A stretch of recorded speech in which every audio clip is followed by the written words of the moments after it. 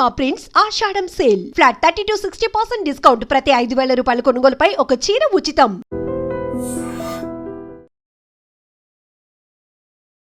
సయ్యద్ ఇస్మాయిల్ గారు ఒక వార్త రాస్తున్నారు అనేటప్పటికీ ఆఫీస్ మీదకి ఏదో ఒకటి తీసుకురాబోతున్నాడు అని అనిపించిన సందర్భాలు చాలామంది.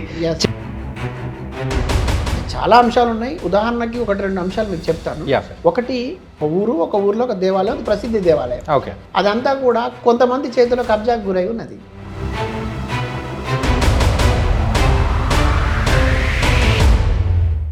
కానీ అటువైపు వెళ్ళట్లేదు అనే విషయం రాస్తే బహుశా అతను తర్వాత హత్య చేయబడ్డాడు ఒక నాయకుడు.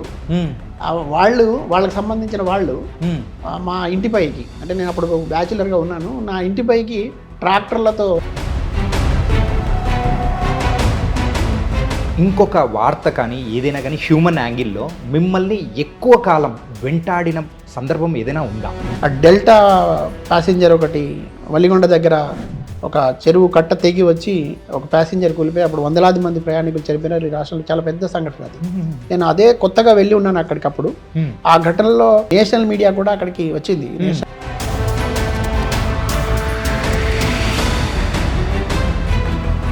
వచ్చినారు వాళ్ళు. చనిపోయిన వాళ్ళలో ఎవరెవరు ఐడెంటిఫై అయినారు, ఎట్లా చనిపోయినారు, ఆ రాత్రి అసలు.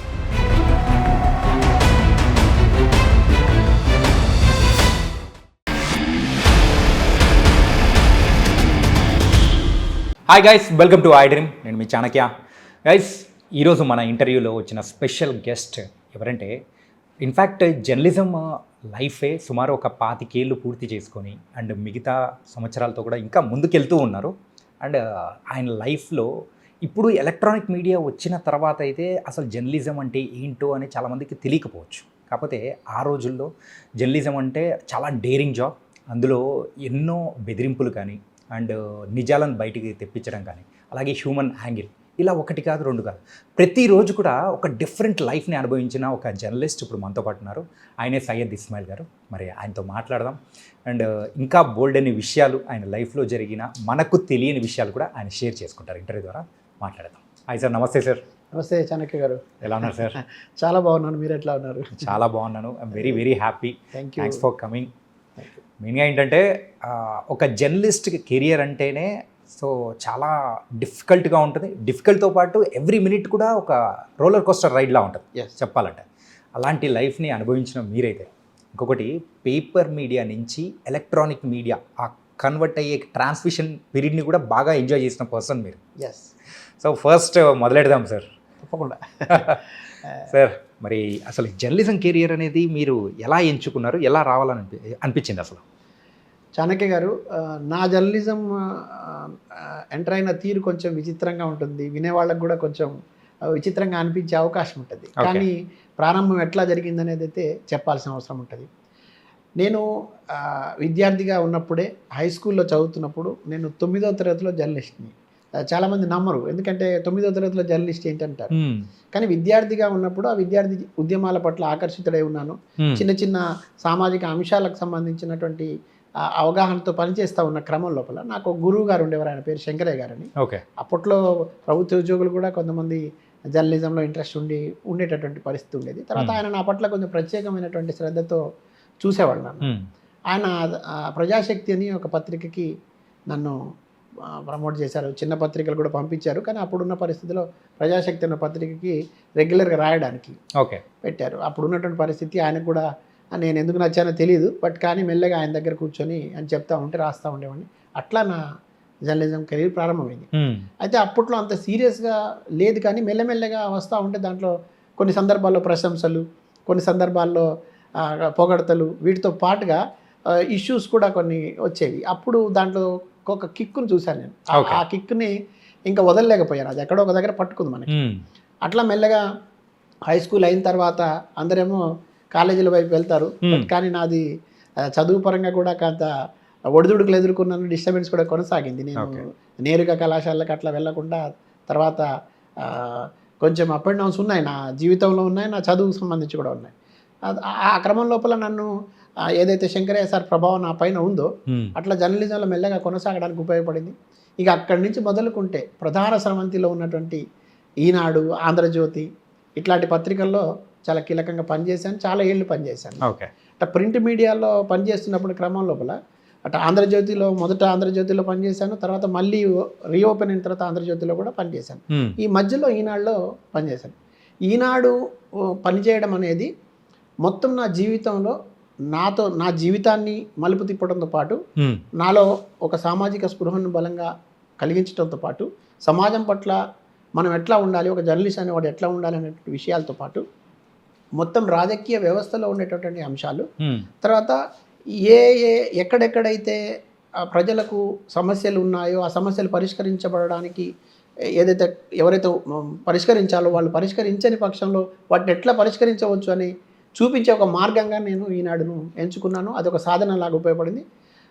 చెప్పాలంటే సమయం కూడా సరిపోదు, కానీ నేను ఈనాడులో పనిచేసినంత కాలం ప్రతిరోజు నేను ఒక కొత్తదనాన్ని ప్రదర్శించడానికి చూపించడానికి ప్రయత్నం చేసిన. ఎందుకంటే నాకు అటువంటి ప్రోత్సాహం ఉండేది అప్పుడు డెస్క్ వైపు నుంచి కానీ, తర్వాత తోటి డెస్క్ జర్నలిస్టుల వైపు నుంచి కానివ్వండి, తర్వాత డెస్క్ ఇన్ఛార్జ్ నుంచి వైపు కానివ్వండి, అక్కడి నుంచి మొదలుకుంటే హైదరాబాద్ దాకా ఒక మంచి వార్త రాసినా, ఒక మంచి టైటిల్ పెట్టినా, ఒక మంచి శీర్షిక తీసుకున్నా, లేదంటే లీడ్ మంచిది పెట్టినా, లేదంటే ఎక్స్క్లూజివ్ వార్తలు రాసినా, లేదంటే ఒక మానవీయ కోణాన్ని ఆవిష్కరించిన, ఎక్కడో ఒక దగ్గర లెగ్ వర్క్ చేసి పనిచేసేవాళ్ళం మేము. దానివల్ల కొంత మంచి ఇన్పుట్ వచ్చేది. దాంతో మిగతా జర్నలిస్టుల కంటే భిన్నంగా మేము వార్తను ఇవ్వడానికి అవకాశం ఉండేది. దాని పట్ల చాలా ప్రశంసలు వచ్చాయి. ఆ ప్రశంసలు వస్తూ ఉంటే మరింతగా ఉత్సాహంతో పనిచేస్తుంది. అట్లా పనిచేయడం జరిగింది. చాలా కాలం పాటు ఈనాడులో కొనసాగినాను. ఈనాడు అనేటటువంటి ఒక సంస్థ నా జీవితంలో విడదీయలేని ఒక బంధం కూడా ఉంది. ఏంటంటే నా పెళ్లి కూడా ఈనాడు సంస్థ సూర్యాపేట యూనిట్ దగ్గర ఉండి చేసిన, అది మతాంతర వివాహం. అంటే నన్ను అంతగా ఇష్టపడ్డారు ఒక జర్నలిస్ట్ని, ఒక డెస్క్కి సంబంధించి, తర్వాత ఒక యూనిట్ అంతా కూడా ఇష్టపడడం అంటే అప్పుడు ఏ రకమైనటువంటి భావజాలంతోనో లేకపోతే నేను ఎంత బాధ్యతగా ఉండడమో ఇవన్నీ కూడా కొంత ఉపయోగపడి ఉంటాయని చెప్పి ఎప్పటికీ నేను ఆ సంస్థకి రుణపడి ఉంటాను. అప్పుడు ఉన్నటువంటి మిత్రులందరికీ కూడా, పెద్దవాళ్ళందరికీ నేను రుణపడి ఉంటాను. సార్, మీరు సయ్యద్ ఇస్మాయిల్ గారు ఒక వార్త రాస్తున్నారు అనేటప్పటికీ ఆఫీస్ మీదకి ఏదో ఒకటి తీసుకురాబోతున్నాడు అని అనిపించిన సందర్భాలు చాలా మంది చెప్పిన, అంటే నాతో షేర్ చేసుకున్న సందర్భాలు కూడా కొన్ని ఉన్నాయి సార్ మీ గురించి తెలుసుకున్న టైంలో. 100% ఇది నిజం. ఇంకోటి ఏమంటే నన్ను ఒకవేళ ఒక నెలలో సరిగ్గా ఎవరు ఆందోళన చేయలేదు ఆఫీస్ ముందు, లేదంటే నా మీద ఏదైనా కంప్లైంట్ రాలేదంటే ఇస్మాయిల్ నీలో ఏదో ఫైర్ తగ్గిందబ్బా, నువ్వు సరిగా పని చేయట్లేదు అనేవాళ్ళు డెస్క్లో. అంటే నువ్వు సరిగా పని చేయట్లేదు అని మందలిచ్చేవాళ్ళు నన్ను ప్రేమగా. అంటే నేను సరిగా ఆ నెలలో నేనేం సెన్సేషన్ చేయలేదన్నమాట. అయితే ఇక్కడ చెప్పుకోదగ్గ విషయం ఏమిటంటే, మేము సూర్యాపేట జిల్లా మాది నూతన్కల్ మండలానికి సంబంధించిన ఒక విలేకరిని నేను. ఆ సందర్భం లోపల అంటే చాలా అంశాలు ఉన్నాయి. ఉదాహరణకి 1-2 అంశాలు మీకు చెప్తాను. ఒకటి, ఒక దేవాలయం ఉంటుంది ఒక ఊరిలో. ఇప్పుడు ఆ ఊరి పేరు, ఆ దేవాలయం పేరు చెప్పడం సరైనది కాదు కాబట్టి నేను చెప్పడం లేదు. ఒక ఊరిలో ఒక దేవాలయం, అది ప్రసిద్ధి దేవాలయం. అక్కడ ఆ దేవాలయానికి 100 ఎకరాల భూమి ఉండేది. దాన్ని ఏమంటారు, మా దేవాదాయ శాఖ దీపధూప నైవేద్యాల కోసమని పెడతారు కదా, అదంతా కూడా కొంతమంది చేతిలో కబ్జాకు గురై ఉన్నది. ఆ భూమి వాళ్ళ చేతిలో ఉన్నది, వాళ్ళ అజమాయిషిలో ఉన్నది. తర్వాత ఆ ఆలయ అభివృద్ధికి ఉపయోగపడేటటువంటి పరిస్థితి లేదు. చాలామంది గతంలో జర్నలిస్టులు ఉన్నారు, వేరే పత్రికలు కూడా జర్నలిస్టులు ఉన్నారు, అధికారులు ఉన్నారు, తర్వాత ఆలయానికి చైర్మన్లు ఉన్నారు. కానీ వాళ్ళు ఎంతసేపటికి తూతూ మంత్రంగా నడిపించడం, ఏదో సందర్భం వచ్చినప్పుడు అక్కడ కళ్యాణాలు లేదంటే పండుగలు నడిపించి మళ్ళీ తప్పుకునే వాళ్ళే, లేకపోతే గుడుక్కునే వాళ్ళు, లేకపోతే చెప్పే ప్రయత్నం చేసేవాళ్ళు, కానీ ధైర్యంగా ఎవరు ప్రయత్నం చేయలేదు. కానీ నేను ఆ 100 ఎకరాలు ఎట్లా ఎవరి కబంధ హస్తాల్లో ఉంది, ఎట్లా అన్యాక్రాంతం అవుతుంది, ఎవరు కబ్జా చేశారు, ఇవి ఎవరు దీన్ని లబ్ధి పొందుతున్నారు, అసలు ఎవరికి దక్కాలి, అక్కడ ఉండేటటువంటి ఆ టెంపుల్కు ఉపయోగపడాల్సినటువంటి దాన ధర్మాల ద్వారా కానివ్వండి, లేదంటే దీపధూప నైవేద్యాల కోసం ఏదైతే కేటాయించబడినటువంటి ఆ స్థలం ఉన్నదో ఆ 100 ఎకరాలు, అదంతా కూడా కొంతమంది చేతుల్లో ఉంది. అక్కడ కనీసం పూజారికి నెల జీతాలు ఇవ్వడానికి కానీ, ఆ పూజారిని పోషించడానికి కానీ, లేదంటే ఆ టెంపుల్ అభివృద్ధికి సంబంధించి రంగులు వేయడానికో, లేకపోతే అక్కడ వసతులు కనిపించడానికో, ఆ ఉన్నటువంటి వనరుల్ని ఉపయోగించి ఆ దేవాలయాన్ని అభివృద్ధి చేయాలి. లేదంటే కనీసం ఆ ఆలయానికి చుట్టూగా ఆ ఉన్నటువంటి ఆ గ్రామం పైన కూడా ఆ దృష్టి సారించవచ్చు, అంటే ఆ గ్రామ అభివృద్ధికి కూడా వాటిని వాడవచ్చు. కానీ అటువైపు వెళ్ళట్లేదు అనేటువంటి విషయం రాస్తే బహుశా అతను తర్వాత హత్య చేయబడ్డాడు ఒక నాయకుడు. వాళ్ళకి సంబంధించిన వాళ్ళు మా ఇంటిపైకి, అంటే నేను అప్పుడు బ్యాచులర్గా ఉన్నాను, నా ఇంటిపైకి ట్రాక్టర్లతో జనాలు వచ్చేసి దాడి చేయడానికి వచ్చినారు. అదృష్టవశాత్తు నేను ఆ సమయంలో ఇంట్లో లేను, అట్లా నేను ఒకసారి దాడి నుంచి తప్పించుకున్నాను. కానీ అదే ట్రాక్టర్లు ఈనాడు కార్యాలయం ముందు అప్పట్లో నెలలో ఒక సందర్భంలో ఎప్పుడైనా ఫాలోఅప్ కూడా రాయాల్సి వచ్చేది. ఇప్పట్లాగా ఒకసారి రాసి వదిలేసేది కాదు, అప్పుడు మేము ఫాలోఅప్ చేసేది, ఫాలోఅప్ చేయాల్సిన అవసరం కూడా ఉండేది. అంటే ఒక వార్త రాసి వదిలిపెట్టిన తర్వాత దాని ప్రోగ్రెస్ ఎంతవరకు వచ్చింది కంటిన్యూగా ఫాలోఅప్ వార్తలు కూడా ఇవ్వాలి. ఫాలోఅప్ ఇవ్వలేదంటే ఈవెందో మనమన్న తలొగ్గి ఉండాలి, లేదా ఎవడో కాంప్రమైజ్ అయి ఉండాలి కదా మనకి. కానీ దానికి ఫాలోఅప్ ఉంటుంది. దాని మీద అధికారులు, ఉన్నతాధికారులు, జిల్లా దేవాదాయ శాఖ అధికారులు తనిఖీలకు వస్తారు, రాష్ట్ర స్థాయి నుంచి ఉత్తర్వుల స్థాయి తనిఖీలకు వస్తారు. తర్వాత అక్కడ ఎవరైనా ఆ ఈఓకి సంబంధించినటువంటి స్థాయి అధికారి ఏం చర్యలు తీసుకున్నారు, ఎట్లాంటి నిర్ణయం తీసుకున్నారు, దాని మీద ఏమైనా యాక్షన్ జరిగిందా లేదా, మళ్ళీ దాన్ని తిరిగి ఇచ్చారా లేదా, ఇటువంటి అంశాలు ఉంటాయి కదా. వీటి ఫాలోఅప్ కూడా మళ్ళీ రాయాల్సి వచ్చేది కదా. ఈ ఫాలోఅప్ రాసిన ప్రతి సందర్భంలో గొడవ జరిగేది అనమాట. కొంచెం ఆ ఊర్లో ఉన్నటువంటి ఏదైతే దీని మీద నాయకత్వం వహించి దీని మీద పట్టున్నటువంటి వర్గం ఏదైతే ఉందో వాళ్ళు కొంచెం ర్యాష్గానే బిహేవ్ చేసేవాళ్ళు. వాళ్ళు మాకు తిరుగులేదు అనేటటువంటి భావనతో ఉండేవాళ్ళు. ఎందుకంటే వాళ్ళ చేతిలో అట్లా ఉండేది. వాళ్ళంతా ఒక సందర్భంలో కాదు, నాకు తెలిసి ఒక 4-5 సందర్భాల్లో ధర్నాలు చేశారు. అసలు నన్ను తీసేయాలని కూడా ధర్నాలు చేశారు. నా పైన ఒక లెటర్లు కూడా రాసి పంపించారు. కానీ అప్పుడు ఉన్నటువంటి డెస్క్లో ఉన్నటువంటి వాళ్ళు కానివ్వండి, అప్పుడు ఉన్నటువంటి స్టాఫ్ రిపోర్టర్ కానివ్వండి, తర్వాత అప్పుడున్న మేనేజర్లు కానివ్వండి, చాలా ఎంక్వైరీలు ఉండేవి. ఈనాడులో పనిచేసిన వాడికి ఎప్పుడు ఒక నిఘా ఉండేది. మనవాడు ఏం చేస్తున్నాడు, ఏంటి, జర్నలిస్ట్గా గ్రామాల్లో ఎట్లా తిరుగుతున్నాడు, ఎవరి దగ్గర ఏమన్నా కక్కుర్తి పడుతున్నాడు, ఎవడ లంచాలు తీసుకుంటున్నాడు, లేకపోతే అవినీతి పాల్పడుతున్నాడా, ఎట్లా ఉన్నాడు అనేది ఉండేది. రక్షణ కూడా అదే స్థాయిలో ఉండేది. మనకి ఏదైనా జరిగినప్పుడు రక్షణగా నిలబడటం కూడా చాలా ఉండేది. అయితే నాకు ఈ సంఘటన ఒకటి చాలా బలమైనటువంటి ఇదిగా జరిగింది. ఆ గుడిమాన్యానికి సంబంధించి రాసిన దీంతో పాటుగా మా చుట్టుపక్కల కొన్ని గ్రామాల్లో పొలిటికల్ హత్యలు ఉండేవి, అంటే రాజకీయ హత్యలు కూడా ఉండేవి. కమ్యూనిస్ట్ ప్రభావిత ప్రాంతం అయినప్పటికీ కాంగ్రెస్ కూడా బలంగా ఉంది. బట్ ఈ అప్పుడున్నటువంటి పరిస్థితుల్లో కొన్ని రాజకీయ పార్టీల్లో ఎదిగి వచ్చిన నాయకుల మధ్య ఆధిపత్య పోరు ఉండేది. ఒక్కొక్క సందర్భాల్లో ఒక్కొక్క ఊర్లో హత్యలు ఉండేవి. ఒక హత్య జరిగిందంటే ఆ ఊరంతా ఖాళీ చేయాల్సినటువంటి పరిస్థితి. మళ్ళీ ఇంకొక వర్గం పైన మళ్ళీ దాడి చేస్తారు కదా. అట్లా కేసులు పెట్టుకున్నా కూడా ఒక ఊర్లో ఒక గొడవ జరిగిందంటే మళ్ళీ 50 నుంచి 60 మంది, ఒక్కొక్క సందర్భంలో 100 మంది మీద కేసులు పెట్టుకునేటువంటి పరిస్థితి. ఒక కోర్టుకు వెళ్తే కూడా 100 మంది ఇట్లా ఒక లారీ మాట్లాడుకొని, కొన్ని ట్రాక్టర్లు మాట్లాడుకుని కేసులకు వెళ్ళేటువంటి పరిస్థితి ఉండేదన్నమాట. అటువంటి సందర్భాల్లో కూడా వార్తలు రాయాల్సి వచ్చింది. ఎవరు చంపారు, ఎందుకు చంపారు, ఆ రోజు ఏం జరిగింది తప్పకుండా రాయాలి, ఉన్నాం కాబట్టి. దాంట్లో పేర్లు కూడా మెన్షన్ చేయాల్సి వచ్చేది. తర్వాత ఆ హత్యకు పురుగొలిపినటువంటి అంశాలు ఏమిటి, గతంలో ఆయన నేపథ్యం ఏంటి, తర్వాత వాళ్ళు ఏ రకమైనటువంటి ప్రవృత్తి కలిగి ఉన్నారు, వాళ్ళు గతంలో ఏ సంస్థలతో సంబంధాలు ఉన్నారు, ఇటువంటి కూడా రాయాల్సి వచ్చేది కదా. ఇవన్నీ మీకు ఎట్లా తెలుసు, ఎవరు చెప్పారు మీకు, మమ్మల్ని తీసుకొచ్చి ఎట్లా రాస్తావు, నీకు ఎంత ధైర్యం, ఇట్లాంటి సంఘటనలు కూడా ఉండేవి. తర్వాత పోలీసు వాళ్ళతో ఇబ్బంది ఉండేది, అటు ఎవరైతే బాధితులు ఉన్నారో బాధితుల వైపు నుంచి ప్రెజర్ ఉండేది, ఎవరైతే సంఘటనకు పాల్పడే దోషులు ఉన్నారో దోషుల నుంచి కూడా ఒత్తిడి ఉండేది. సింపుల్గా ఒక ముప్పేట దాడి అంటూ ఉంటారు. ఒక సైడ్ నుంచి ఏమో పోలీస్ సైడ్ నుంచి, నాయకుల సైడ్ నుంచి, ఇంకొక బాధితులు వాళ్ళ ప్రెషర్ కానీ. సో ఇన్ని సైడ్ నుంచి కూడా వస్తున్న ప్రెషర్ని అధిగమించి రాయడానికి మీకు ఇచ్చే ఆ మోటివేషన్, ఆ స్పిరిట్ ఎట్లా వచ్చింది సార్? మంచి ప్రశ్న. మీరు ఇక్కడ మొదట కొంత బెరుకుగా భయంగా ఉన్నప్పటికీ కూడా ఒక ఉత్సాహం, ఉత్తేజం రావడానికి వల్ల కారణం, తర్వాత మనసుకు బలం, మనకు ఒక బలం ఉంది అని అనడానికి కారణం ఏమిటంటే ఎవరైతే బాధితులు ఉన్నారో ఆ బాధితుల పక్షాన్ని మనం ఎక్కువగా తీసుకునే ప్రయత్నం చేసేవాడిని నేను.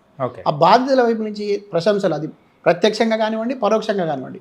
కొంతమంది నోరు విప్పి చెప్పలేని వాళ్ళు ఉంటారు, కానీ వాళ్ళకి న్యాయం జరుగుతుంది, వాళ్ళకు కసి ఉంటుంది, కానీ ఆ కసిని ప్రదర్శించలేరు. ఇట్లా మనం దొంగను పట్టించడం, అంటే దోషిని పట్టించే ప్రయత్నం చేసేవాళ్ళం కదా. వాళ్ళ వైపు నుంచి, ఆ వర్గాల వైపు నుంచి వచ్చేటటువంటి ఇదైతే ఉంటుందో అది చాలా ఇది ఉండేది. చాలా సందర్భాల్లో ప్రభుత్వ అధికారులు కూడా, అంటే ఒక అధికారం చేతులు ఉంది కదా అని అటు పోలీస్ డిపార్ట్మెంట్లో ఉన్న వాళ్ళు కానివ్వండి, లేదంటే ప్రభుత్వ ఉద్యోగులుగా ఉన్న వాళ్ళు కాదండి, ఇష్టారాజ్యంగా కొంతమంది అవినీతికి పాల్పడితే, కొంతమంది ఏమో బానిసల్లాగా ఉద్యోగులు చూస్తే, కొంతమంది ఏమో ఇంకా మా చేతుల్లోనే ఇప్పుడు ఈ ప్రాంతం అంతా నా చేతిలో ఉంది అనేటటువంటి పరిస్థితుల్లో అప్పట్లో పోలీస్ వ్యవస్థ కూడా ఉండేది. అప్పుడు కొంతమంది చాలా నాయకులుగా చలామణవుతున్న వాళ్ళ అడుగులకు మడుగులు వచ్చేటటువంటి వర్గం ఉండేది. వాళ్ళంతా కొంచెం ఆర్థికంగా బలంగా ఉండేటటువంటి పరిస్థితి ఉండేది. వాళ్ళు ఏదైతే చెప్తారో అదే న్యాయం. ఇప్పుడు అక్కడ ఉన్నటువంటి పోలీసు అధికారి ఈ నాయకుడు చెప్పిందే వినాలి. గ్రామాలలో కూడా వాళ్ళే డిసైడ్ చేసేవాళ్ళు, ఫలానా నాయకుడు వస్తే పని చేయాలి, ఫలానా నాయకుడు వస్తేనే వాడిని వదిలిపెట్టాలనేటువంటి పరిస్థితి అప్పుడు ఉండేది. ఇప్పట్లాగా సోషల్ మీడియా లేదు, ఇప్పుడు ఇన్ని సెల్ ఫోన్లు లేవు, ఇన్ని రాజకీయ పార్టీలు లేదు, ఇంత చైతన్యం లేదు. Yeah. అయితే ఆ సందర్భం లోపల మాత్రం ఒక జర్నలిస్టుకు చాలా అద్భుతమైన గౌరవం కూడా ఉండేది. ఎందుకంటే అప్పుడు మేము మన పాత్ర కూడా అంత బలంగా ఉండేది. అయితే జర్నలిస్ట్ అందరికీ ఉందా అంటే అది కాదు. జర్నలిస్ట్ అనేవాడు ఎవడైతే ప్రజల పక్షం వహిస్తున్నాడో, ఎవడైతే నిజం వైపు నిలబడుతున్నాడో, ఎవడైతే విలువలుగా కట్టుబడి ఉండి ఆ విలువలకు తిలోదకాలు ఇవ్వకుండా కొంత నిబద్ధత కలిగి నిలబడి ఉన్నాడు, తర్వాత ప్రజల సమస్య తన సమస్యగా భావించి ముందుకు పోతున్నాడు. సినిమాలో చూపిస్తారు కదా హీరోయిజం లాగా, అటువంటి ఫీల్ ఉండేది. ఆ ఫీల్ మమ్మల్ని కొంచెం గట్టిగా నడిపించే ప్రయత్నం, అది కొద్దిగా కిక్ ఇచ్చేది కూడా.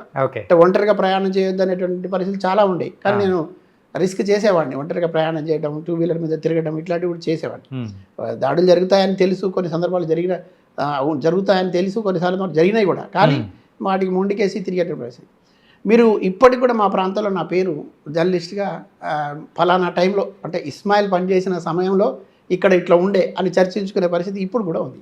అది నేను చాలా గర్వపడతాను, నాకు ఆత్మసంతృప్తినిచ్చిన అంశం.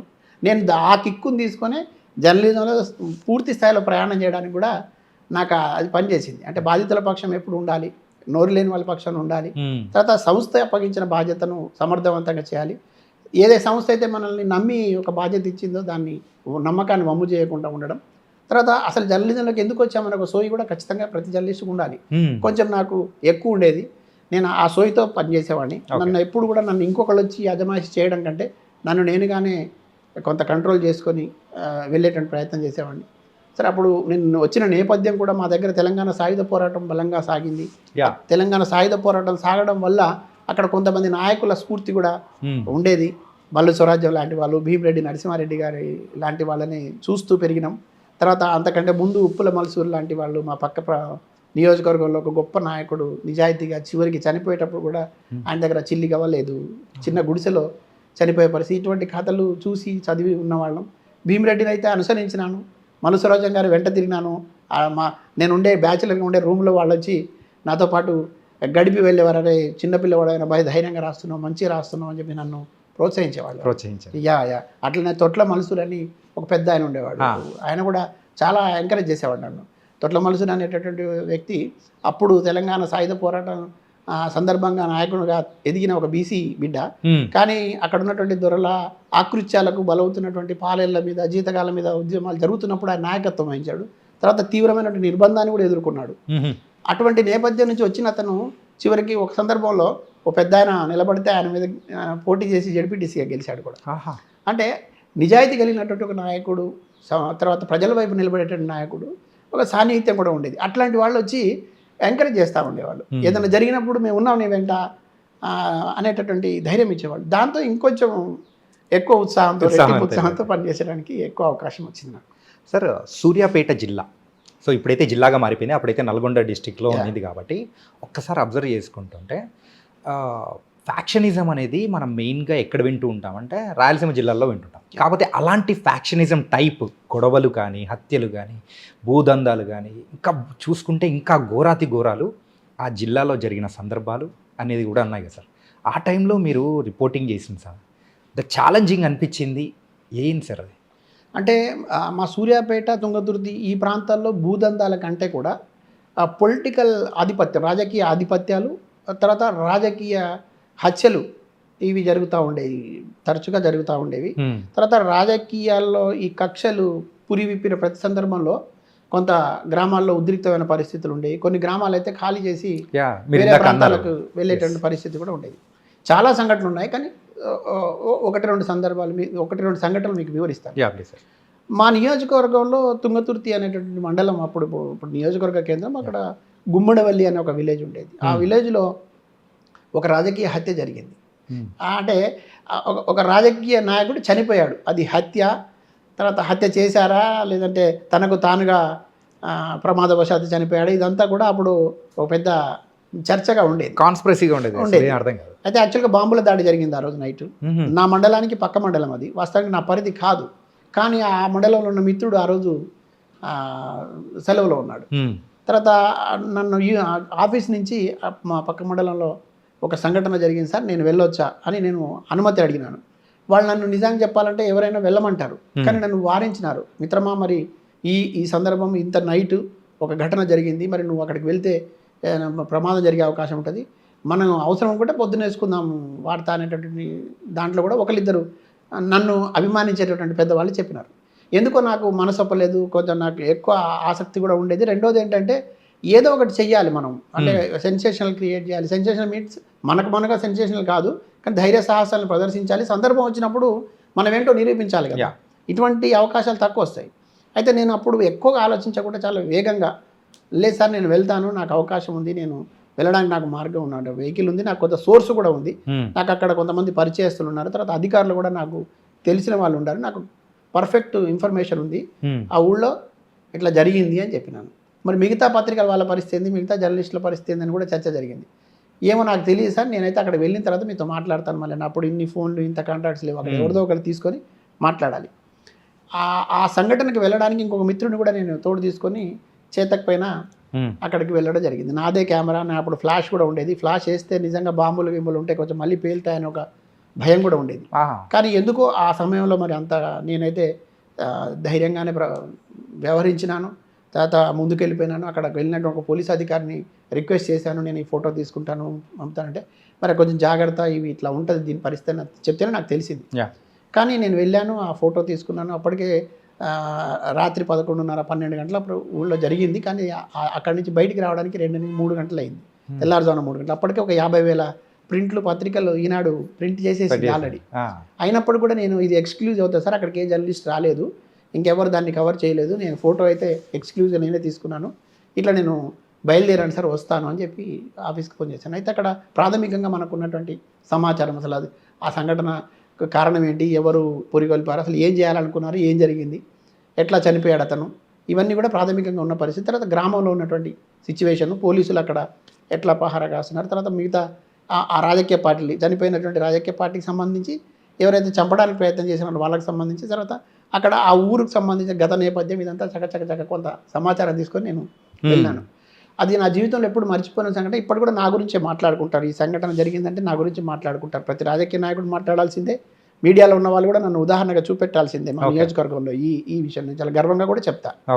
అయితే అక్కడ వెళ్ళిన తర్వాత నేను ప్రామిస్ చేశాను, సార్ ఇది వేరే దాంట్లో రాదు అని. అప్పుడు ఆ ప్రింట్ చేసినటువంటి పత్రికల్ని ఆపి మళ్ళీ కొత్తగా ప్రింట్ చేశారు. కానీ ఒకసారి నన్ను ప్రేమగానే బెదిరించాడు, పొరపాటున కనుక ఇది ఇంకో పత్రికలు కనుక ఫోటో వచ్చిందో రేపు పొద్దున్న నీ ఉద్యోగం ఉండదు, మళ్ళీ మీద యాక్షన్ తీసుకుంటామని. లేదు సార్ నేను ధైర్యంగా చెప్తున్నాను, ఇది ఎక్స్క్లూజివ్, మనం మాత్రమే తీసుకొచ్చాము, ఇంకా ఇది ఎవరికి ఛాన్స్ లేదు, ఎవరు ధైర్యం చేయలేదు అక్కడ రావడానికి, నేను వెళ్ళానని చెప్పేసి చెప్పాను. ఆ వార్త ప్రచిత్తమైంది. తర్వాత ఎక్స్క్లూజివ్ అయింది. అది మిలీనియం ఇయర్ 1999 నైట్ మిడ్నైట్ జరిగింది. అంటే 2000 సంవత్సరం తెల్లారితే మొట్టమొదటి రాజకీయ హత్య అవుద్ది, రాజకీయ కవర్ చేసినటువంటి వార్త అవుద్ది అనమాట. 99లో ఇంకా తెల్లారితే న్యూ ఇయర్ మిలీనియంలోకి వెళ్తే అప్పటికి ఆ రోజు జరిగినట్టు పొలిటికల్ ఇన్సిడెంట్ అనమాట. అది ఒక టైటిల్తో వార్త వచ్చింది, బట్ ఎక్స్క్లూజివ్ వచ్చింది, నాకు దానికి ప్రశంసలు వచ్చినాయి. ఆ తర్వాత వరుసగా నెల రోజుల పాటు ఫాలో అప్, అంటే ఆ ఊళ్ళో ఉన్నటువంటి పరిస్థితులు, ప్రజలు ఏమనుకుంటున్నారు, అసలు గతంలో ఉన్నటువంటి రాజకీయ కక్షలు ఎట్లా ఉన్నాయి, అంటే భగ్గుమన్న కక్షలని కానివ్వండి, ఆ ఊరికి అంటే తాళాలు వేసి వెళ్ళిపోవడం ఇంటికి, అసలు ఊళ్ళో ఉండకపోవడం, తర్వాత ఆ ఘటన జరిగిన తర్వాత కొంతమంది నాయకులు చాలా రోజుల పాటు ఊళ్ళోకి రాకపోవడం, తర్వాత మిగతా వాళ్ళకి ఎవరికైతే థ్రెట్ ఉందని అనుకుంటున్నారో వాళ్ళకి రక్షణకు సంబంధించినటువంటి పోలీసు చర్యలు, ఇటువంటి అంశాలన్నీ కూడా. తర్వాత అక్కడ అసలు ఆ ఊరికి ఉన్నటువంటి ఈ కక్షలు ఎప్పటి నుంచి ఉన్నాయి, ఎవరెవరి వల్ల ఇది ఏదో అవుతుంది అని చెప్పేసి అక్కడ ఉన్నటువంటి మాజీ శాసనసభ్యుడు, అప్పుడు ఉన్నటువంటి శాసనసభ్యుడు, వీళ్ళకి సంబంధించినటువంటి నేపథ్యాలు, వీళ్ళ అనుచరులు చేసినటువంటి విధానాలు, వీటన్నిటి మీద కూడా మాట్లాడి, ఇప్పుడు ఆ ఊరు వాళ్ళు చాలా పెద్ద నాయకులే ఉన్నారు ఇప్పుడు చాలా మంది. ఇప్పుడు కూడా కలిసినప్పుడు వాళ్ళందరూ మాట్లాడతారు, ఆ రోజు మా పైన రాసామంటారు, కొంతమంది ఏమో నిజమే రాసామని కొంతమంది అంటారు, కొంతమంది ఏమో ఇంకా మనసులు పెట్టుకొని మీరు అప్పుడు మా వైపు కొంచెం ఇట్లా చేశారని కూడా చెప్పేవాళ్ళు ఉంటారు. కానీ ఏదేమైనా ఆ రోజు జరిగిన సంఘటనని ఉన్నది ఉన్నట్టుగా, అసలు ఏం జరిగిందనే విషయాన్ని, వాస్తవాల్ని, ఇటు అధికారుల వివరణలతోని, గ్రామస్తుల అభిప్రాయాలతోని, తర్వాత ఎవరైతే బాధిత కుటుంబాలు ఉన్నారో ఆ బాధిత కుటుంబాలకు సంబంధించినటువంటి అభిప్రాయాలతోని వరుసగా ఒక నెల రోజుల పాటు నేను అది కవర్ చేశాను. అప్పుడు అక్కడికి పేర్లు చెప్పకూడదు పార్టీవి కాబట్టి, ఆ పార్టీ రాష్ట్ర స్థాయి అధ్యక్షులు సంస్మరణ సభలు నిర్వహించినప్పుడు ఆ పేరు ప్రస్తావిస్తూ కూడా మాట్లాడిన సందర్భాలు ఉన్నాయి.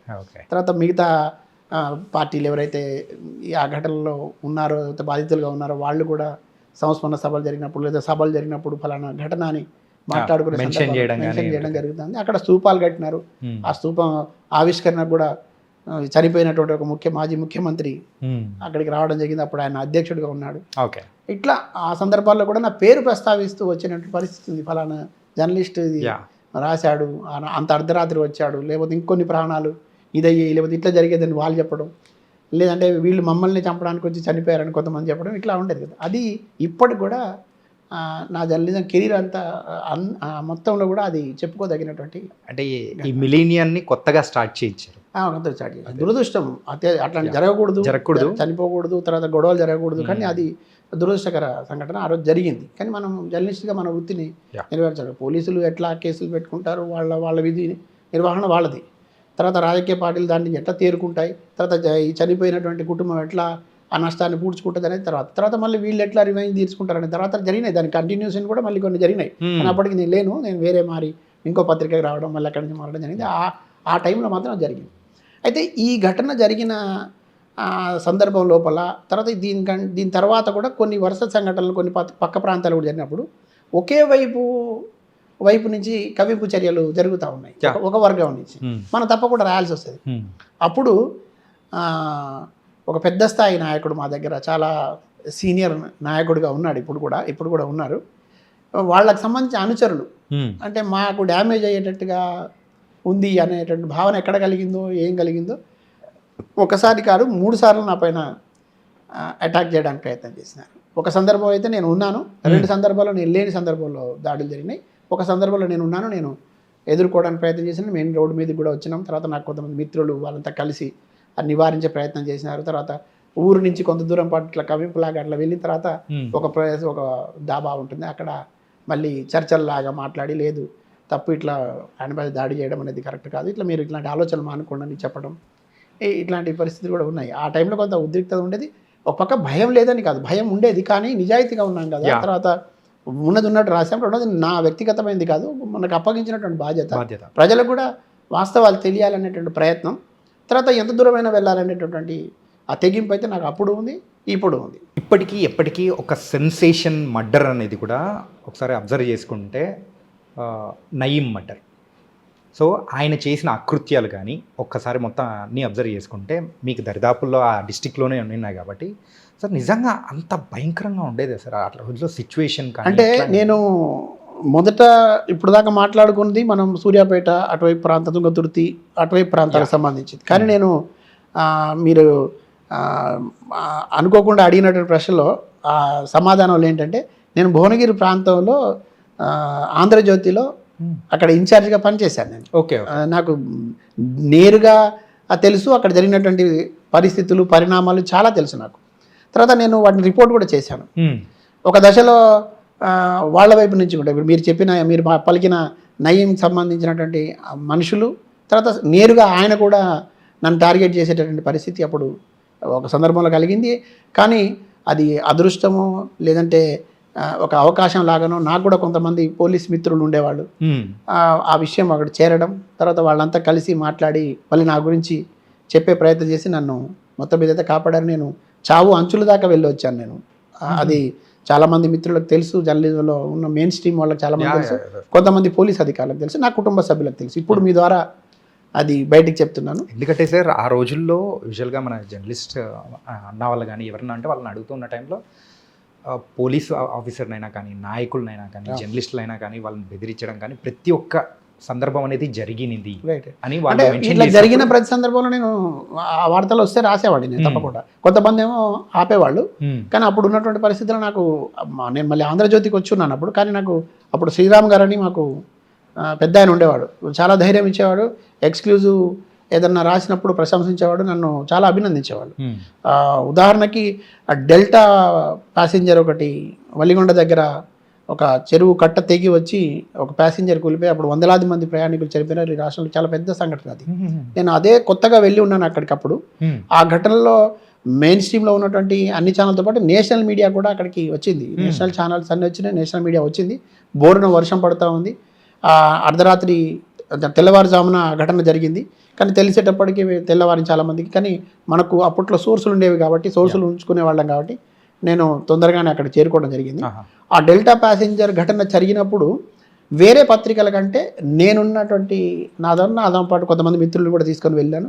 మేము ఎక్స్క్లూజివ్గా ఫోటోలు ఇవ్వడం కానీ కొత్త సమాచారం ఇవ్వడం కానీ, అంటే ఏ ప్రాంతం నుంచి వచ్చినారు వాళ్ళు, చనిపోయిన వాళ్ళలో ఎవరెవరు ఐడెంటిఫై అయినారు, ఎట్లా చనిపోయినారు, ఆ రాత్రి అసలు ఏం జరిగింది, ఆ నైట్ అంతా ఏ సందర్భంలో ఆ కట్ట తెగింది, అసలు ఆ కట్ట తెగడానికి కారణం ఏంటి, అది ఇంతమంది ఎట్లా చనిపోయినారు, ఈ చనిపోయిన వాళ్ళకి సంబంధించినటువంటి నేపథ్యాలు ఏమిటి, కొన్ని మానవీయ కోణంలో ఆవిష్కరించే ప్రయత్నం చేసినాను. నాకు బాగా గుర్తుంది ఆ రోజు శ్రీరామ్ గారు నన్ను అభినందించినటువంటి ఫోన్ కాల్ ఒకటి, తర్వాత ఒక ఆంధ్రజ్యోతి పత్రికలో స్పెషల్ ఎడిషన్ మధ్యాహ్నానికే సాయంత్రం లోపే ఒక ఎడిషన్ కూడా వేసినారు. అది ఎక్స్క్లూజివ్గా నేను అక్కడ ఉండి నా నేతృత్వంలో చేసిన రిపోర్టింగ్ సంబంధించినటువంటి వార్తల ప్రత్యేక కథనాలతోని ఫోటోలతోని డెల్టా పల్టా అనేటటువంటి విషయాన్ని ప్రస్తావిస్తూ ఆ పెద్ద శీర్షికతోని, పెద్ద ఇన్సిడెంట్, చాలా దురదృష్టకరమైన సంఘటన, అనేక మంది చనిపోయినారు. దాంట్లో తెలిసింది 111 మంది అని, కానీ 200 పైచిలకు మంది దాకా కొంతమంది శవాలు దొరకలేదు అనేటటువంటి చర్చ కూడా అప్పుడు జరిగింది. కానీ నీళ్ళలో కొట్టుకుపోయినారు. అక్కడ నిజానికి చెప్పాలంటే అక్కడ చెరువు కాదు, సముద్రం కాదు, పైన ఉన్నటువంటి ఊళ్ళో ఒక చెరువు కట్ట తెగడం, ఆ చెరువు కట్ట తెగిన వాటర్ వచ్చి రైల్వే ట్రాక్ పడడం, అక్కడ ఉన్న గ్యాంగ్ మ్యాన్ దాన్ని గుర్తించకపోవడం, ఇది జరిగింది. అప్పుడు నేషనల్ మీడియా చాలా వచ్చి రిపోర్ట్ చేసేది. కానీ నేషనల్ మీడియాలో వచ్చిన వాళ్ళు కానీ స్వయంగా ముఖ్యమంత్రిగా ఉన్నటువంటి రాజశేఖర రెడ్డి గారు కూడా అక్కడికి రావడం జరిగింది. తర్వాత అక్కడ చాలామంది నాయకులు వచ్చే ప్రయత్నం చేసినారు, వర్షం పడుతుంటే కూడా గొడుగులు పడుతుంది. కానీ మాకు అప్పుడు ఉన్నటువంటి పరిస్థితిలో ఇప్పట్లాగా ఏం వసతులు అవి లేవు. అప్పట్లో ఇంత ఫోను, వాట్సాప్లు, చాటింగ్లు లేవు. అప్పుడు ఓన్లీ కమ్యూనికేషన్కి ఉండేది, మెసేజ్ వరకు ఉండేది తప్ప కమ్యూనికేషన్కు మాత్రమే ఫోన్ వాడేవాళ్ళు. అప్పుడు వాట్సాప్లు ఇవన్నీ కూడా లేవు. కానీ రాసుకోవడానికి పేపర్లు కూడా తడిసిపోయే పరిస్థితి. కొంతమంది అయితే రాసుకుంటా ఉండేది. నేను వీలైనంత వరకు ఎక్కువ గుర్తుపెట్టుకున్నాను. పేర్ల వరకు కొంత రాసుకోవడం, విషయాలన్నీ వినడం, ఆసక్తిగా వినడం, జాగ్రత్తగా వినడం, చెప్పినవన్నీ ఘటనలన్నీ చెప్తా ఉంటే గుర్తుపెట్టుకోవడం. ఆ గుర్తుపెట్టుకున్న వాటిని నేను మెల్లమెల్లగా మళ్ళీ వచ్చి పీసీ సెంటర్కి చెప్పి రిపోర్ట్ చేయడం. మళ్ళీ ఈవినింగ్ వచ్చినప్పుడు సమగ్రంగా మొత్తం కథనం ఇవ్వడం, బ్రీఫింగ్ మాత్రం వెంటనే చేరవేసేటువంటి ప్రయత్నం చేయడం, ఇవి చేసేవాడిని.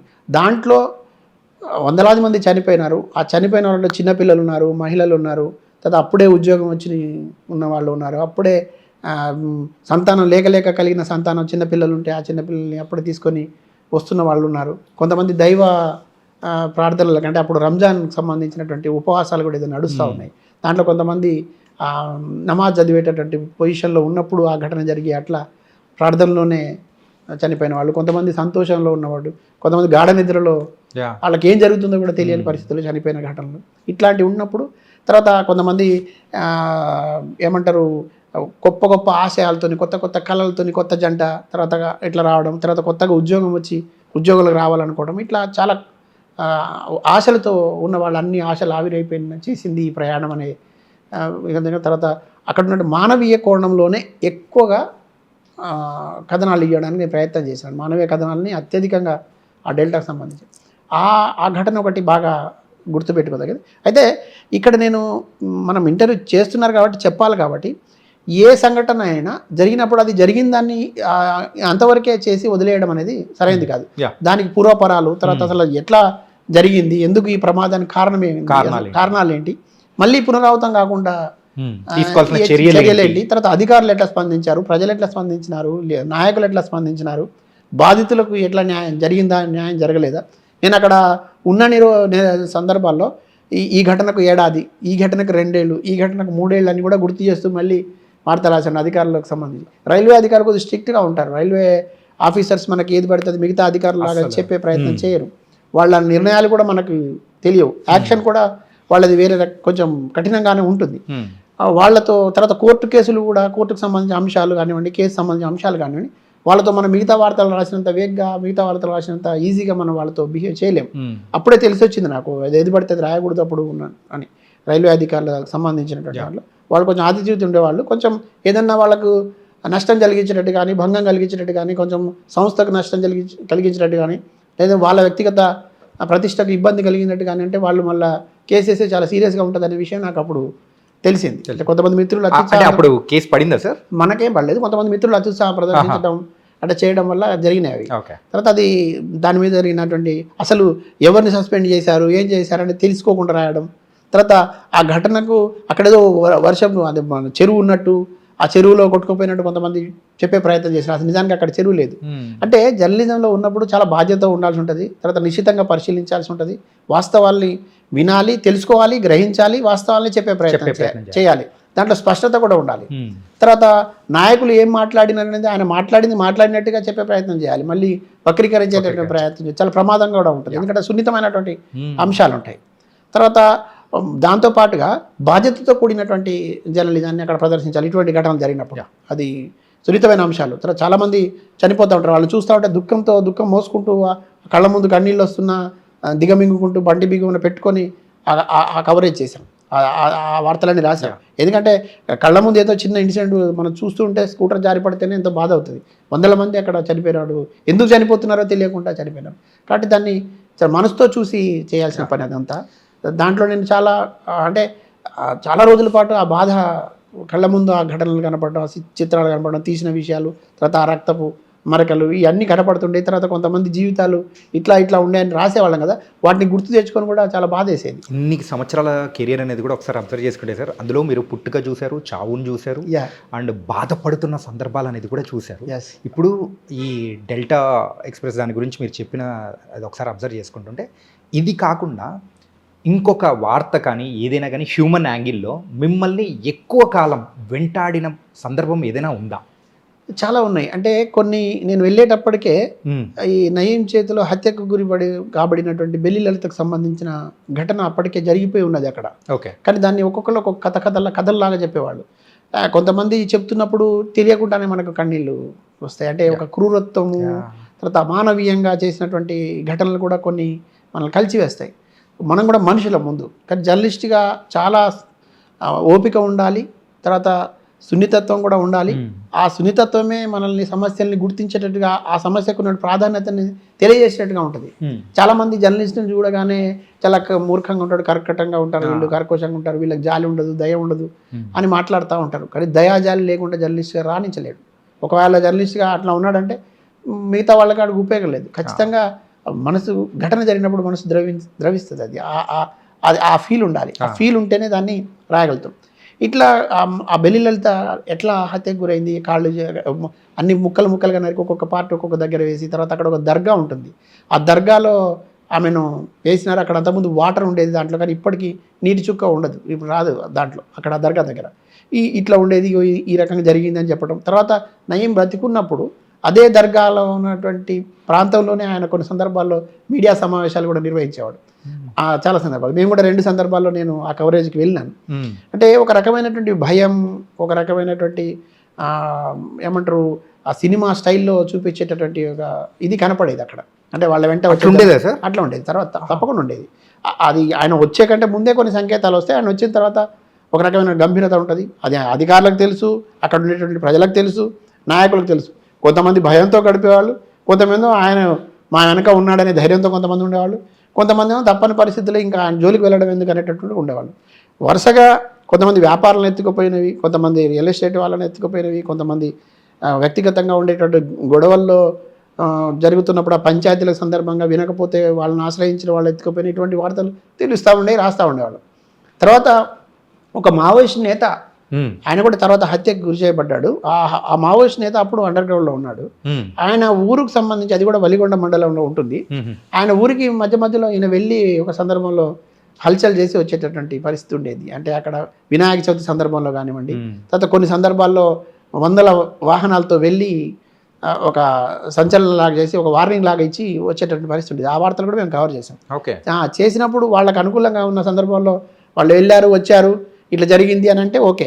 బట్ కానీ మళ్ళీ దానికి రియాక్షన్ ఉంటుంది కదా, మళ్ళీ ఏదో మావోయిస్ట్ లేఖ వస్తుంది, లేదంటే కొన్ని ప్రజా సంఘాల వాళ్ళు స్పందిస్తారు, తర్వాత కొన్ని రాజకీయ పార్టీలు దాన్ని ఖండిస్తాయి. అప్పుడు వార్త వచ్చినప్పుడు మాత్రం ఖచ్చితంగా వేరే ఎవరి ద్వారానో ఒక ఫోన్ కాల్ అయితే వచ్చేది, మిత్రమా కొంచెం మాకు వ్యతిరేకంగా వెళ్తున్నాం అనే ధోరణిలో, కొంచెం జాగ్రత్త అనేటువంటి ధోరణిలో ఉండేది.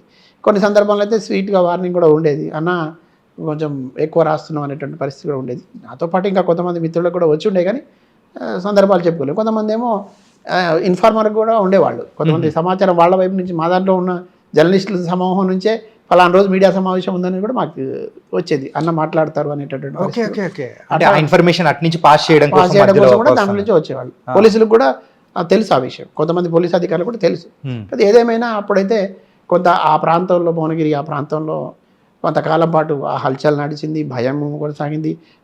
నేను అక్కడ పనిచేస్తున్నప్పుడే ఒక 2-3 హత్యలు జరిగినాయి. ఆ 2-3 హత్యల్లో కొన్ని పార్ట్లు, అంటే ఒక ప్రాంతంలో చెయ్యి, ఇంకో ప్రాంతంలో కాలు, ఇంకో ప్రాంతంలో మొండెం, ఇట్లా ఉండేటండి. ఇదంతా ఎందుకు జరుగుతుంది అంటే ఒక సంచలనం కోసం చేస్తారంటే వినపడేది.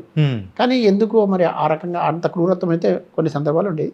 సరే, మిగతా వ్యవహారాలు ఇక బెదిరింపులు అవి ఇటువంటివి జరుగుతుంటే వినడం తప్ప మేము మనకు సంబంధం ఉన్నంత వరకు ప్రజలకు నష్టం జరిగినా ప్రజలకు మీద ప్రభావం చూపేటటువంటి అంశాలు అయితే మాత్రం ఖచ్చితంగా నేను రిపోర్ట్ చేసేవాడిని. ఇక కొన్ని సందర్భాల్లో విని ఊరుకునే పరిస్థితి ఉండేది. ఇట్లాంటి క్రమం లోపలనే నడుస్తోంది నయీం జమాన్ అని కూడా ఒక వార్త వచ్చింది అప్పట్లో. ఆ సందర్భంలో కొంచెం తీవ్రమైనటువంటి బెదిరింపులు వచ్చినాయి. నేను తీసుకెళ్ళడానికి ప్రయత్నం చేసినాను, నన్ను తీసుకుని వెళ్ళినారు. కొంత దూరం తీసుకెళ్ళిన తర్వాత చెప్పాను కదా ముందులో, మా కుటుంబ సభ్యులు అంటే మా మిసెస్ దగ్గర ఉన్న మిత్రులకు తెలియజేస్తే కొంతమంది పోలీస్ ఆఫీసర్స్ సహకరించినారు. ఆ సహకరించడం వల్ల నేను మళ్ళీ వాళ్ళతో ఏం మాట్లాడారో తెలీదు. బట్ మరి తెల్లవారుజామున 3:30-4 ఆ ప్రాంతంలో మళ్ళీ నేను గట్కేసర్ అనే ప్రాంతం దగ్గర నన్ను మళ్ళీ వదిలేసినారు. నేను మళ్ళీ వెనక్కి రావడం. ఎట్లా సార్, కళ్ళకు గంతలు కట్టేసి? అట్లేం లేదు, కళ్ళకి తెలిసిన వాళ్ళే, నాకు తెలుసు. తీసుకెళ్తున్న వాళ్ళకు దాంట్లో 2-3 నేను గుర్తుపట్టాను, వాళ్ళు కూడా నన్ను గుర్తుపడతారు, నాకు కలిసేవాళ్ళే. అక్కడ ఉండేవాళ్ళే, అక్కడ కూడా ఉండేవాడు. ఇంతకుముందు కౌన్సిలర్గా కూడా ఉండేవాడు. అతను కూడా హత్యకు గురైనాడు. తర్వాత అతను కూడా ఉన్నాడు. తర్వాత ఒక అతను బిజినెస్ చేసేవాడు, అతను కూడా హత్యకు గురైనాడు. వాళ్ళు తీసుకెళ్ళారు అనమాట ఆ సందర్భంలో. అయితే ఆల్మోస్ట్ ఆల్ ఒకసారి తీసుకెళ్తే మళ్ళీ వెనక్కి పంపడం అనేది లేదు అనేది వెళ్తున్నప్పుడు వాళ్ళే చెప్తే వినడమే. తర్వాత కొంతమంది గతంలో కూడా మాట్లాడినారు.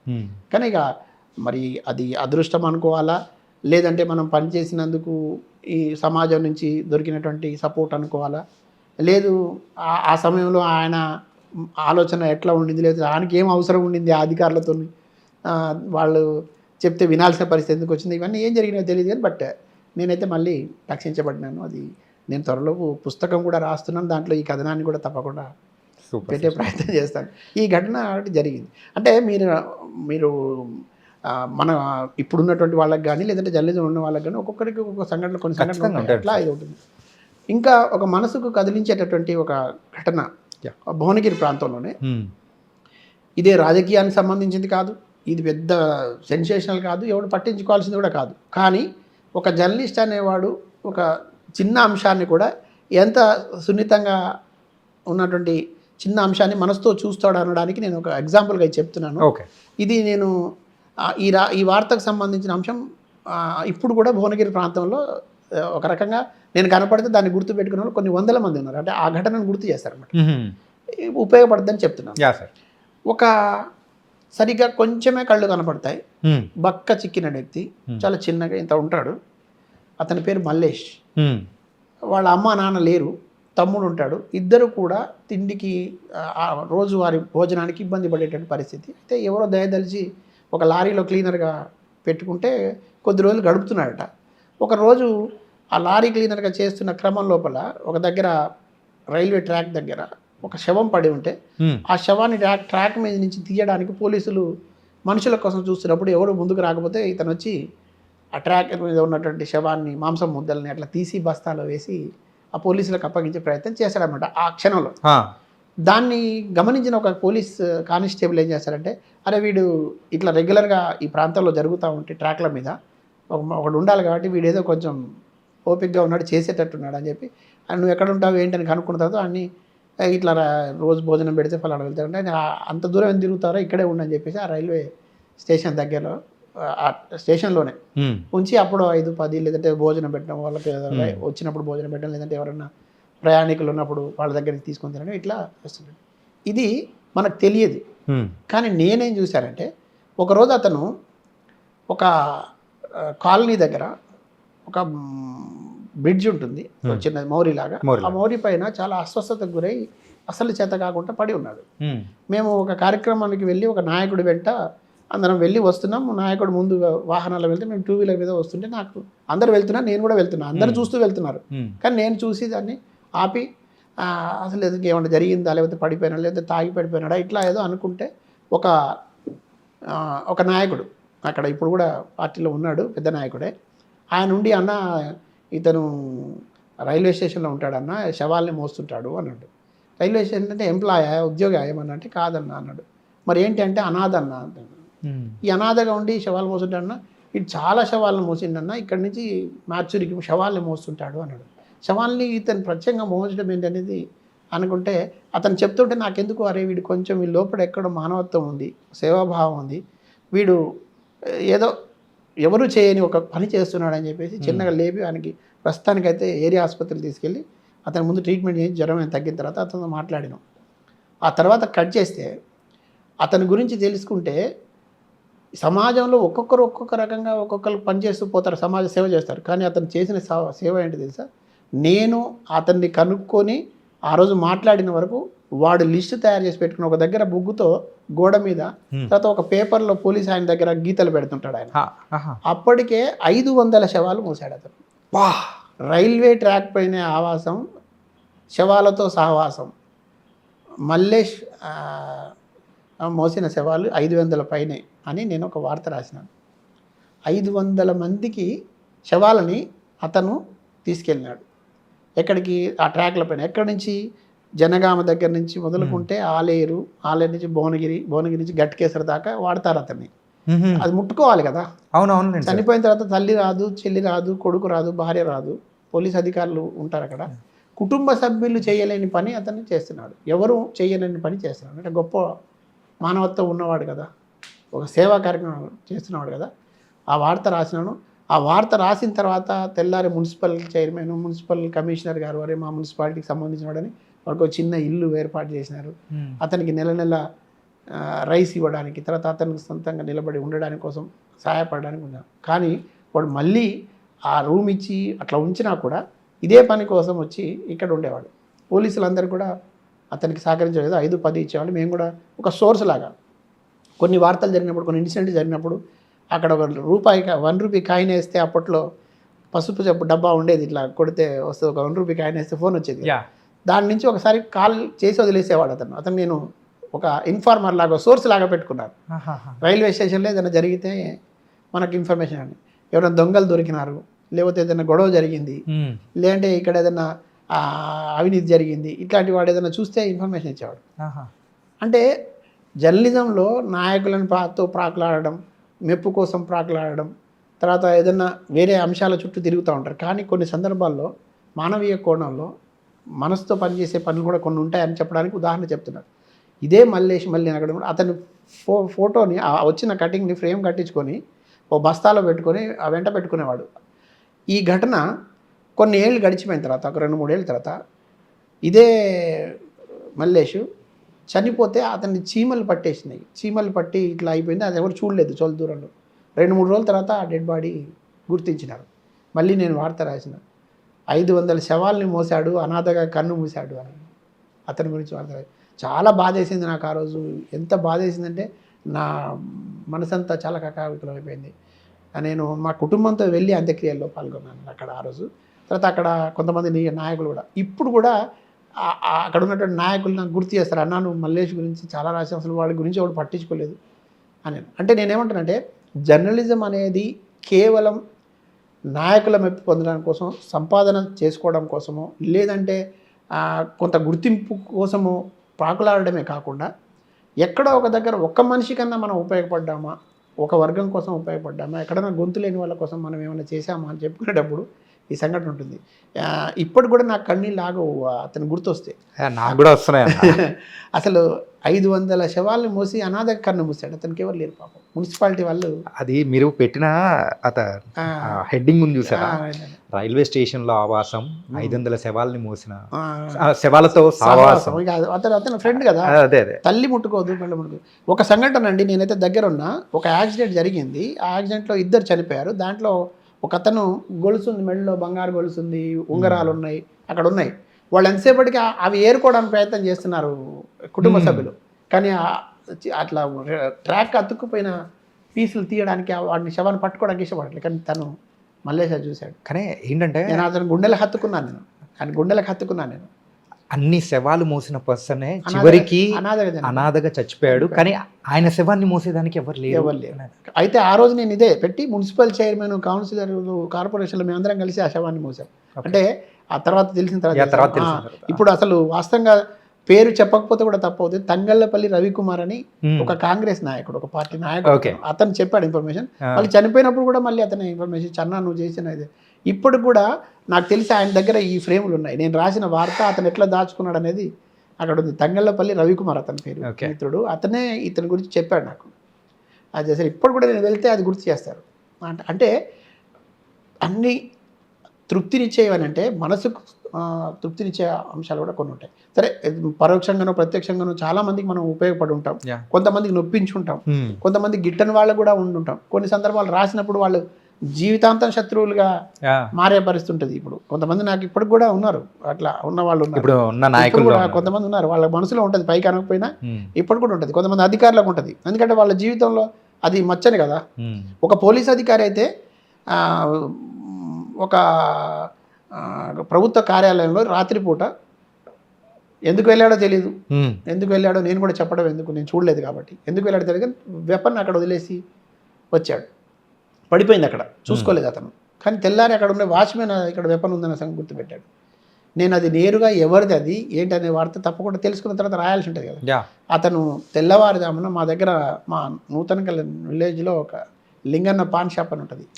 ఆ పాన్ షాప్ దగ్గర ఉంటే వచ్చి నా మీద తుపాకీ గురిపెట్టాడు అతను. అంటే ఇష్టం వచ్చినట్టు రాస్తావా, మాకు జరుగుతూ ఉండదా, నేనే దగ్గర ఆ రోజు అక్కడ పెట్టి వెళ్ళాను, నాకు ఫలానా అవసరం ఉండింది లేకపోతే ఇంకోటి ఉండింది అని చెప్పేసి ఏదో మాట్లాడుతూ పెట్టాను. కానీ అది ఇట్లా పెట్టిన సందర్భం లోపల నేను ఆయనకు చెప్పాను, నువ్వు ఇప్పటికే తప్పు చేశావు, మళ్ళీ నా మీద గురి పెట్టి తప్పు చేసి. నేను చాలా చిన్నగా ఉండేవాడిని, సన్నగా ఉండేవాడిని, కానీ ధైర్యంగా ఉండేవాడిని. చాలామంది చూస్తున్నారు కూడా, మా విలేజ్ వాళ్ళు కూడా. నువ్వు తప్పు చేస్తున్నావు అని చెప్పినాను. అదే లింగన్న పాన్ షాప్ డబ్బా దగ్గర నుంచి ఫోన్ చేసి డెస్క్కి చెప్పాను. వార్త ప్రచురితమైంది. తెల్లారపాటికి మళ్ళీ ఆయన్ని తీసుకెళ్ళి లూప్ లైన్లో వేశారు ఆ పోలీస్ అధికారి. అది ఏమవుద్దంటే మనం హీరోయిజంగా చెప్పడం కాదు, కానీ బాధ్యతతో కూడి చేస్తే మన వైపు సంస్థగా అండగా నిలబడుతుంది. అండగా నిలబడ్డప్పుడు ఇటు గుర్తింపుతో పాటు మనం గొప్ప పని చేసామన్న సంతృప్తి కూడా ఉంటుంది కదా. అట్లా ఒకరిద్దరు పోలీస్ ఆఫీసర్లు నన్ను చాలా ఇదిగా అంటే ఒక రకంగా విలన్గా చూసే పరిస్థితి. కొంతమంది నాయకులకి అట్లా ఉంది.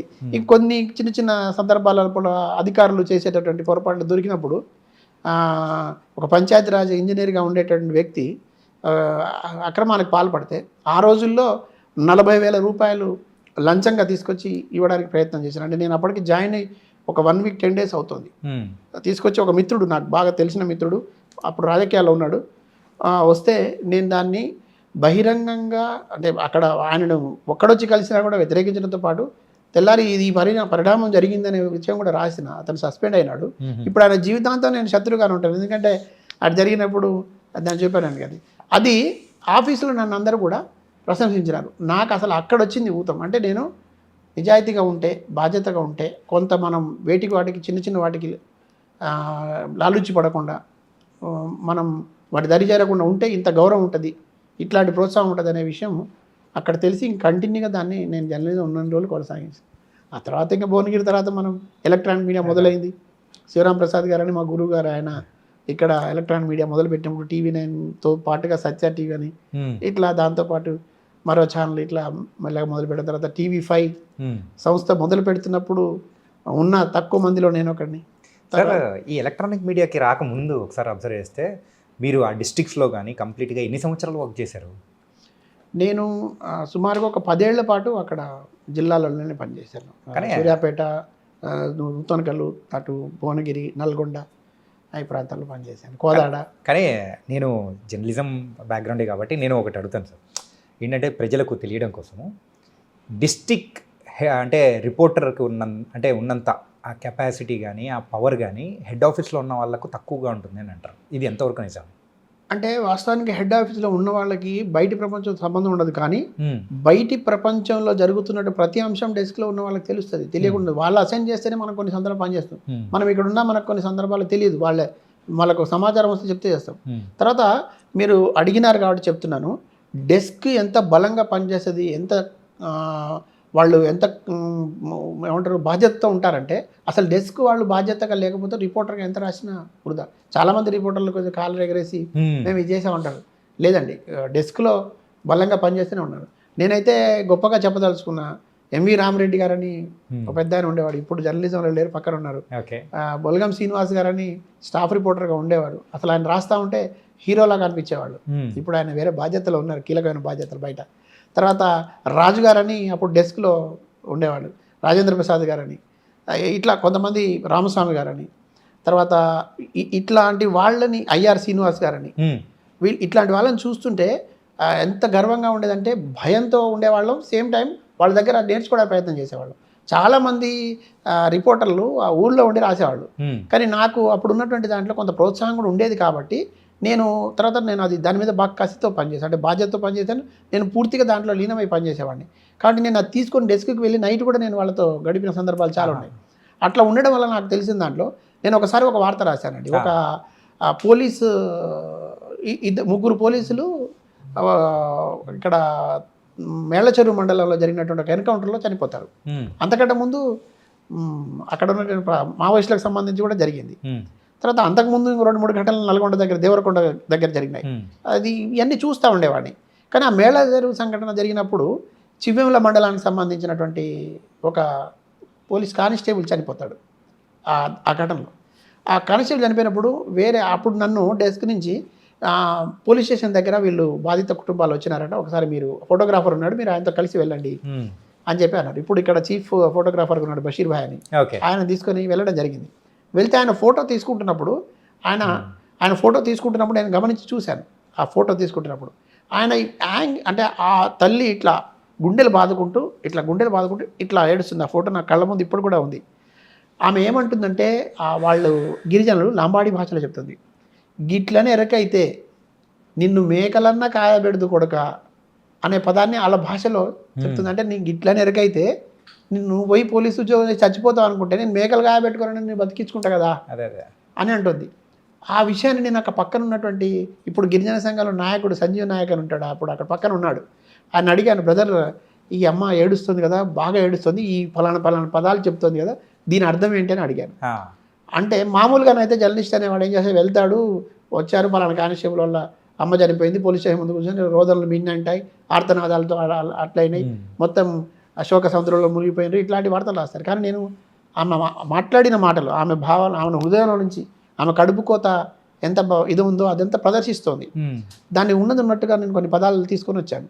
అది డెస్క్కి ఇస్తే డెస్క్లో ఉన్న రాజుగారు ఎంవి రామరెడ్డి గారు తెల్లారి నేను చూసుకుంటే అసలు నేనేనా రాసింది అనిపించింది. పేరేమో నాకు వచ్చింది. కానీ అమ్మ శోకానికి అంతుందా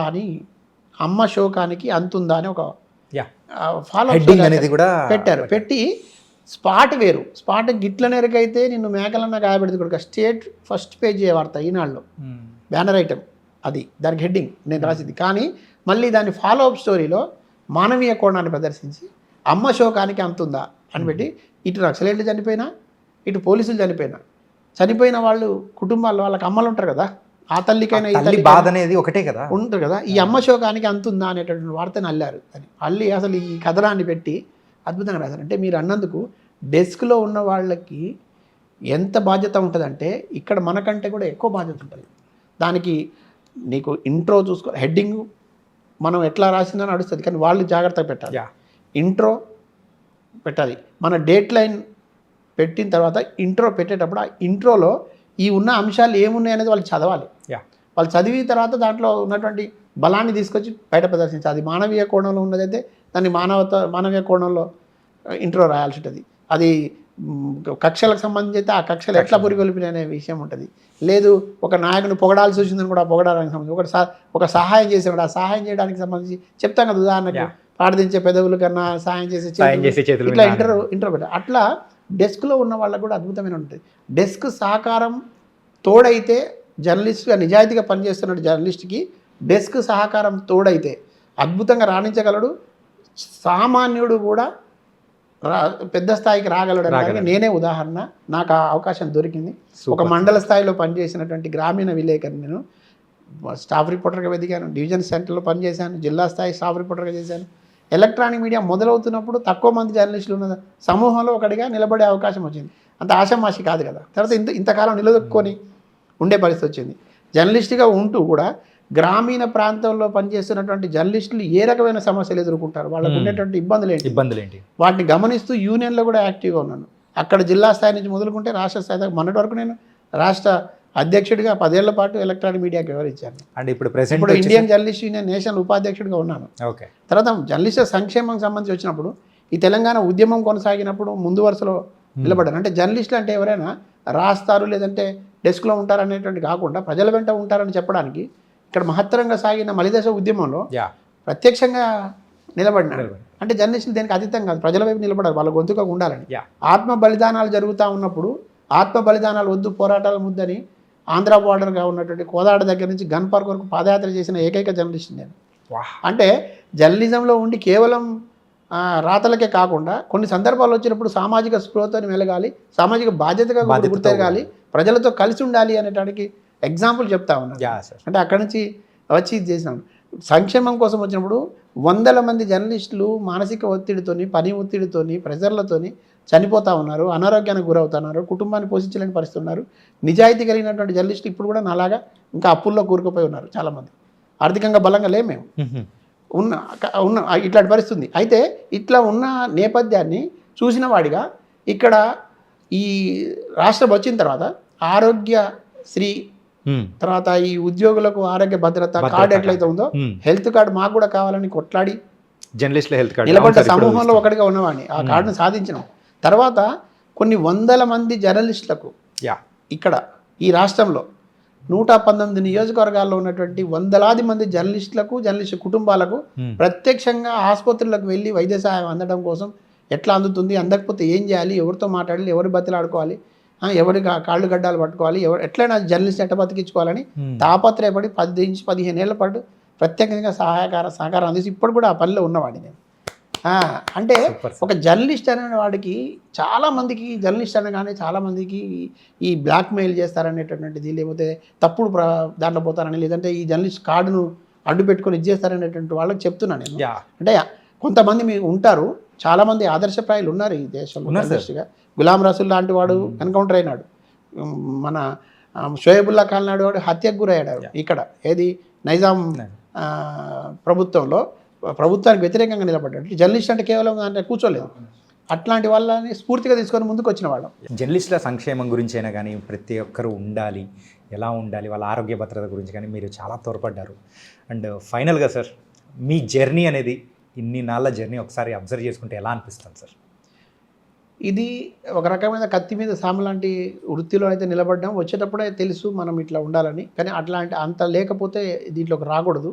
జర్నలిజం అంటే అప్పుడు ప్యాషన్, చాలా ప్యాషనెట్గా ఉండేది. తర్వాత బాధ్యత కూడినటువంటి ఒక ఉద్యమంలాగా చేయాల్సినటువంటి పని ఇది.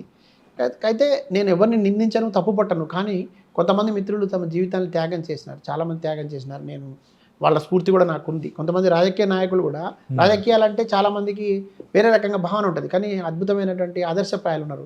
పుచ్చలపల్లి సుందరయ్య గారి గురించి చదువుకున్నవాడిని, ఉప్పుల మల్సూరి గురించి చదువుకున్నవాడిని, నేను స్వయంగా భీమిరెడ్డి నరసింహారెడ్డి గారిని, మల్లు సరోజన్ గారిని కలిస్తూ తిరిగిన వాడిని, వాళ్ళని చూసిన వాళ్ళని ఆదర్శంగా ఉంటే నాయకుల్ని. నర్రా రాఘవరెడ్డి అని ఒక శాసనసభలో అద్భుతమైనటువంటి నాయకుడు ఉండేవాడు, చనిపోయాడు అతను. ఆయనను దగ్గర నుంచి చూసిన వాడిని. వీళ్ళు చూస్తూ వాడు కుంజా బొజ్జి అని భద్రాచలం మాజీ ఎమ్మెల్యే, సున్నం రాజయ్య లాంటి ఎమ్మెల్యే, ఇప్పుడు ఇంకా బతుకున్న గుమ్మడి నరసయ్య లాంటి వాళ్ళని చూసినవాడిని. అంటే రాజకీయాల్లో కూడా అద్భుతమైన ఆదర్శప్రాయాలు ఉంటారు, కొంచెం నిజాయితీ పనులు ఉంటారు, జీవితాన్ని త్యాగం చేసినటువంటి వాళ్ళు ఉంటారు అనడానికి వీళ్ళందరినీ చూసినవాడిని. అట్లనే జర్నలిజంలో కూడా త్యాగాలు చేసిన వాళ్ళు చాలామంది ఉన్నారు. ఉదాహరణకి గులాం రసూల్ అయితే ఎన్కౌంటర్ అయినాడు, తర్వాత షోయబుల్లా ఖాన్ నరకివేయబడ్డాడు. అంత గొప్ప చరిత్ర తెలుసుకున్న తర్వాత అట్లాంటి వాళ్ళు కూడా కొంతమంది ఉండాలి. కాబట్టి అట్లా ప్రయాణం చేసి వచ్చినాం. తర్వాత ఈ సమాజం మీద అంబేద్కర్ ఆలోచనలు, తర్వాత బాబాసాహెబ్ అంబేద్కర్ చూపినటువంటి మార్గం, వీటన్నిటిని చూసిన తర్వాత కొద్దిగా గొప్ప ఈ సామాజిక స్పృహ కలిగిన వాడిగా, మా గురువు గారి దగ్గర నుంచో మా నాన్న దగ్గర నుంచో కొంత సమాజం మీద ఉన్నటువంటి బాధ్యతను తెలిసిన వాడిగా మెల్లమెల్లగా నేను కొంచెం దీన్ని సీరియస్గానే తీసుకొని బాధ్యతగానే పనిచేసి వచ్చినాను. సరే, రాను మతాంతర వివాహం చేసుకోవడానికి కూడా ఈ జర్నలిజంలో ఉన్నటువంటి సందర్భంలో నాకు కలిగినటువంటి అనేక కళ్ళ ముందు జరిగిన ఘటనలు కానివ్వండి, తెలిసినటువంటి విషయాలు కానివ్వండి, తర్వాత నేను పొందిన స్ఫూర్తి కానివ్వండి, ఎంత కారణం. ఇప్పుడు 23 ఏళ్ళు మా పెళ్ళి, మాకు ఒక పాప ఉంది. అంటే ఆదర్శంగా ఈనాడు సంస్థ నన్ను దగ్గరుండి నా పెళ్లి జరిపించింది. చాలా జీవితంలో ఎప్పటికీ మర్చిపోలేను, ఆ రుణం తీర్చుకోలేను. తర్వాత ఇదే క్రమం లోపల సంక్షేమం గురించి కానీ, ఉద్యమాల గురించి కానీ, ప్రజా ఉద్యమాలతో కానీ మంచి ఆదర్శవంతమైన నాయకులతో ఉండడం. ఇప్పుడు మందాకృష్ణ మాదిగా ఉన్నారు ఉదాహరణకి.